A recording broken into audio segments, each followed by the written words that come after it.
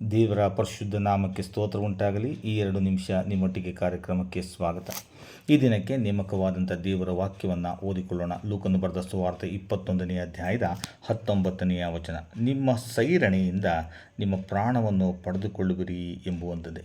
ಕರ್ತನಲ್ಲಿ ಪ್ರೀತಿಯುಳ್ಳ ದೇವರ ಮಕ್ಕಳೇ, ದೇವರ ವಾಕ್ಯದಲ್ಲಿ ನಾವು ಇಲ್ಲಿ ಬಹಳ ಪ್ರಾಮುಖ್ಯವಾಗಿ ನೋಡುವಂಥ ಒಂದು ಮಾತೇನೆಂದರೆ ಸೈರಣೆ, ತಾಳ್ಮೆ, ಸಮಾಧಾನದಿಂದಿರುವಂಥದ್ದು. ಪ್ರಿಯರೇ, ನಮ್ಮಲ್ಲಿ ಅನೇಕರು ಈ ಸೈರಣೆಯನ್ನು ಕಳೆದುಕೊಂಡು ಎಷ್ಟೋ ದೇವರ ಆಶೀರ್ವಾದಗಳನ್ನು ನಾವು ಕಳೆದುಕೊಂಡಿದ್ದೇವೆ.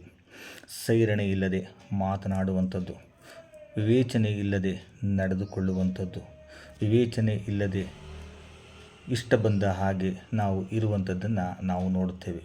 ಆದರೆ ದೇವರ ವಾಕ್ಯ ನಮಗೆ ಇದನ್ನು ತಿಳಿಸುವುದೇನೆಂದರೆ, ವಿಶ್ವಾಸಿಗಳಾದಂಥ ನೀವು, ನನ್ನ ಭಕ್ತರಾದಂಥ ನೀವು ಸೈರಣೆ ಉಳ್ಳವರಾಗಿರಬೇಕು ಎಂಬುದಾಗಿ ದೇವರ ವಾಕ್ಯವು ನಮಗೆ ತಿಳಿಸುವಂಥದ್ದಾಗಿದೆ. ಪ್ರಿಯರೇ, ತಾಳ್ಮೆಯಿಂದ ಎಲ್ಲ ಕಾರ್ಯಗಳನ್ನು ನಾವು ನಡೆಸಬೇಕು ಎಂಬುದನ್ನು ದೇವರು ಬಯಸುವಾತನಾಗಿದ್ದಾನೆ. ಇದರ ಅರ್ಥವೇನೆಂದರೆ, ಆತುರದಿಂದ ಯಾವ ಕಾರ್ಯವನ್ನು ಮಾಡಿಕೊಳ್ಳಬೇಡ್ರಿ, ಆತುರದಿಂದ ಯಾವ ನಿರ್ಧಾರಕ್ಕೂ ನೀವು ಬರಬಾರದು, ಆತುರದಿಂದ ನಿಮ್ಮ ಹಣವನ್ನು ವ್ಯಯ ಮಾಡಬೇಡ್ರಿ ಎಂಬುದಾಗಿ ದೇವರ ವಾಕ್ಯವು ನಮಗೆ ತಿಳಿಸುವಂಥದ್ದಾಗಿದೆ. ಹೀಗಿರುವುದರಿಂದ ಸೈರಣೆ ಉಳ್ಳವರಾಗಿದ್ದುಕೊಂಡು ನಮಗೆ ಬರುವಂಥ ಯಾವುದೇ ಸಮಸ್ಯೆಗಳಿದ್ದರೂ ಕೂಡ, ಕಷ್ಟಗಳಿದ್ದರೂ ಕೂಡ, ಯಾವುದೇ ರೀತಿಯಾದಂಥ ಹಿಂಸೆಗಳನ್ನು ನಾವು ಅನುಭವಿಸುತ್ತಾ ಇದ್ದರೂ ಕೂಡ, ಯಾವುದೇ ರೀತಿಯಾದಂಥ ರೋಗವು ನಮ್ಮನ್ನು ಕಾಡುತ್ತಾ ಇದ್ದರೂ ಕೂಡ ಸೈರಣೆ ಉಳ್ಳವರಾಗಿ ದೇವರ ಸನ್ನಿಧಾನದಲ್ಲಿ ಕೂತುಕೊಂಡವರಾಗಿ ದೇವರಿಂದ ಮಾರ್ಗದರ್ಶನವನ್ನು ಪಡೆದು ನಡೆಯಬೇಕು ಎಂಬುದನ್ನು ಈ ವಾಕ್ಯದ ಮುಖಾಂತರವಾಗಿ ನಾವು ಕಲಿತುಕೊಳ್ಳುವರಾಗಿದ್ದೇವೆ. ಪ್ರಿಯರೇ, ಹೀಗಿರುವುದರಿಂದ ವಿಶ್ವಾಸಿಗಳಾದಂಥ ನಾವು, ದೇವರ ಮಕ್ಕಳು ಎಂಬುದಾಗಿ ಕರೆಸಿಕೊಳ್ಳುವಂಥ ನಾವುಗಳು